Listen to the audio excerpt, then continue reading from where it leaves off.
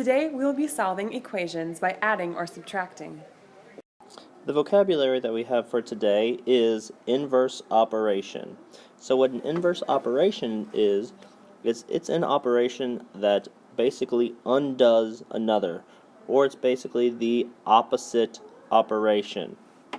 So in this lesson we're going to be talking about addition and subtraction. So the opposite of addition is subtraction.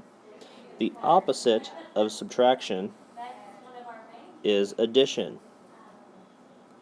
So the first thing we're going to work on is solving equations by adding. So this first equation, we have x minus 5 is equal to 20. We are trying to solve for x.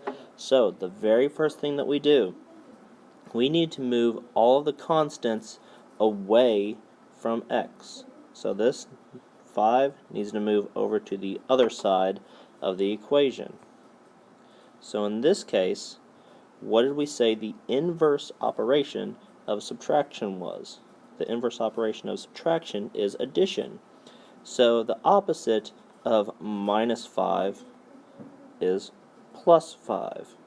So if we add 5 to the left side of the equation, we must add 5 to the right side of the equation. So minus 5 and plus 5, these cancel out, and x is all that we have left on the left side of the equation. So on the right side of the equation we have 20 plus 5, so 20 plus 5 is 25, and this is our final answer. Now on the right side we have x minus 7 is equal to negative 4. So the same thing is true. We want to move this negative 7, or this minus 7, over to the right side of the equation. So in this case, we have x minus 7, so the inverse operation, or the opposite of minus 7, is plus 7. So if we add 7 to the left side of the equation, we must add 7 to the right side of the equation. So the minus 7 and the plus 7, they cancel out, and all you have left on the left side is x. So now we have negative 4 plus 7, that is equal to 3. And this is our final answer. Alright, so what I want you to do now is to pause the video, try these two examples, and unpause the video when you're ready to see what I've done.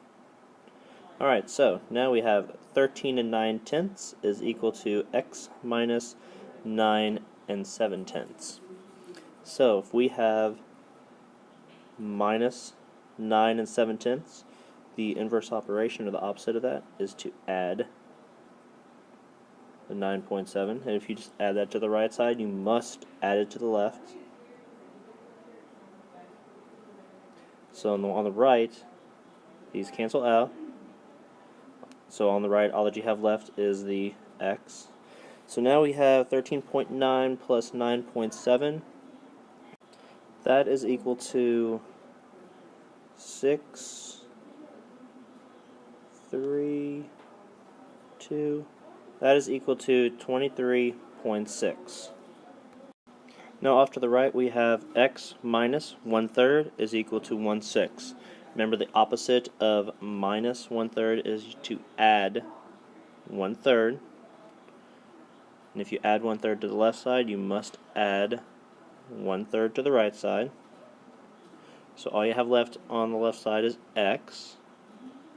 So now we just have 1/6 plus 1/3. Remember, we must find the common denominator. So a common denominator that we could use is 6. So 3 goes into 6 2 times, so 1 times 2 is equal to 2. So 1/6 plus 2/6 is equal to 3/6, which is, if you simplify that down, is equal to 1/2. So for our final answer, x is equal to 1/2. So now we're going to be solving some equations by subtracting. So now the first one that we have 23 is equal to x plus 10. Remember, the inverse operation of addition is subtraction. So we must subtract 10. If we subtract 10 from the right side, we must subtract 10 from the left. So this plus 10 and minus 10, these cancel out. So 23 minus 10 is equal to 13. And on the right side, all that we have left is x. So our final answer is 13 is equal to x. Now on the right side, we have 0.53 or 53 hundredths plus y is equal to 1.97 or 1 and 97 hundredths. So if we have 0.53, if it is the first number in an equation and it doesn't have a negative sign, think of this as a plus and as a positive number, as a plus 0.53. So the opposite that we're supposed to do, or the inverse operation, is subtraction. So we must subtract 53 hundredths. If we subtract 53 hundredths from the left side, we must subtract 53 hundredths from the right side. So the 53 hundredths on the left side cancel out, and all you have left is y. So now we have to subtract 1 and 97 hundredths minus 53 hundredths. Remember, line up the decimal point. So 7 minus 3 is equal to 4. 9 minus 5 is equal to 4. Bring down the decimal point. 1 minus 0 is 1. So for our final answer, y is equal to 1 and 44 hundredths, or 1.44. So now I want you to try it. I have two examples here for you. Pause the video and unpause the video when you're ready to see what I've done. Alright, for the first one, we have 1 and 3/4 is equal to x plus 5/8. Me personally, I love to have the answer on the right side of the equation. So all I'm going to do, I'm just going to rewrite it just for myself. So we have x plus 5/8 is equal to 1 and 3/4. I just feel a little bit more comfortable like this, so I'm just going to rewrite it. So if we have plus 5/8, remember the inverse operation, or the opposite, is we must subtract 5/8 from the left side.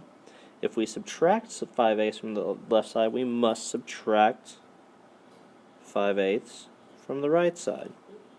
So on the left side, the 5/8 cancel out, and all that we have left is x.